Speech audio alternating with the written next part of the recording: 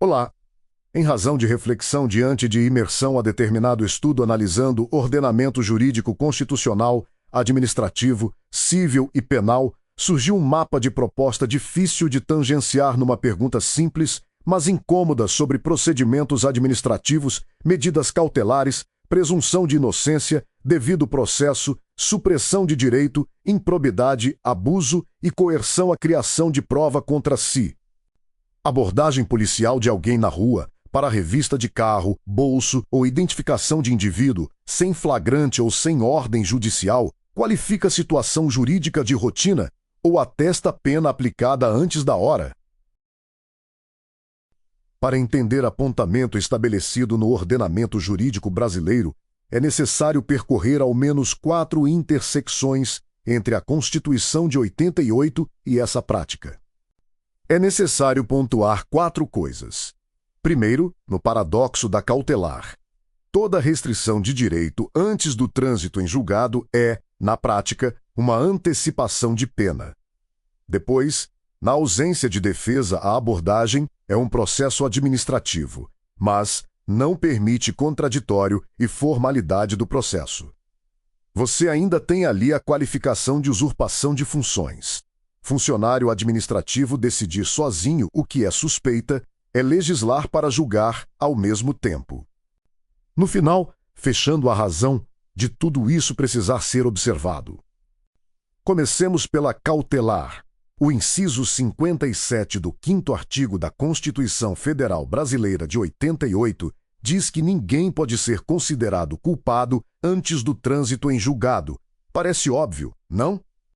Mas o que acontece quando o Estado, na prática, trata alguém como suspeito, revistando, constrangendo, expondo, sem nenhuma base preliminar imediata? Chamar isso de procedimento corriqueiro não muda a natureza jurídica dele, a antecipação punitiva.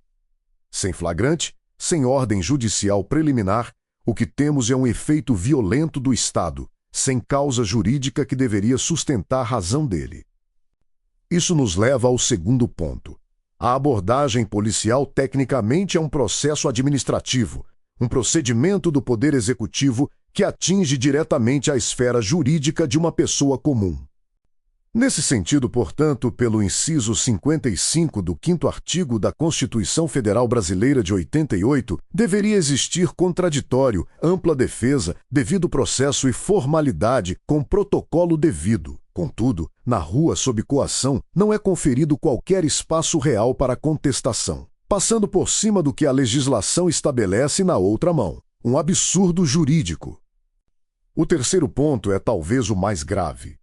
Quando a abordagem está sustentada apenas numa fundada suspeita subjetiva ou num manual interno de ação, sem lei em sentido estrito, o agente faz ao mesmo tempo 2 coisas que a Constituição não permite: legislar em desrespeito da separação dos poderes e dos direitos individuais, chamados de cláusulas pétreas, no artigo 60 dessa mesma Constituição.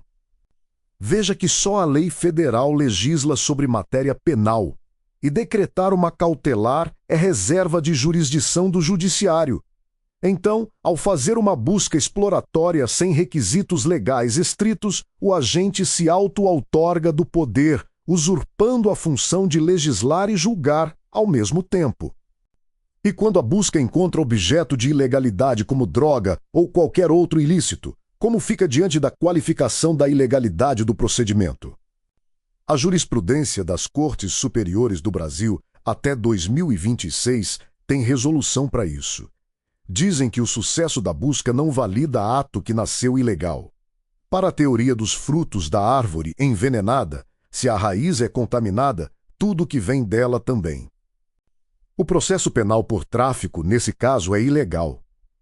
E a legislação de abuso de autoridade e de improbidade estabelece responsabilidade contra agente que agiu sabendo que não tinha competência. Mas essa rigidez não é acidente, mas escolha pragmática.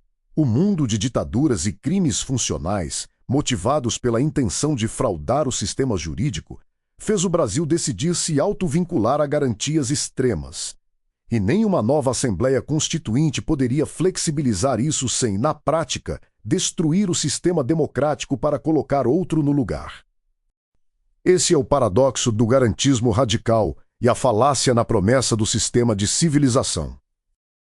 Por essa razão, o ordenamento jurídico prefere anular a prisão irregular de um culpado a permitir que o direito seja transgredido numa cláusula pétrea por conveniência burocrática de rua.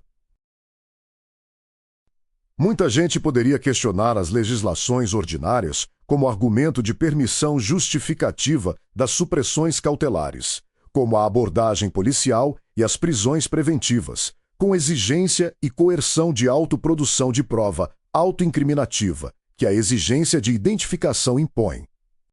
Mas a não obrigação de autoincriminação, com a presunção de inocência, garantindo o devido processo, sem privação de liberdade, sem trânsito em julgado, não é justamente a garantia que a Constituição Federal resguarda?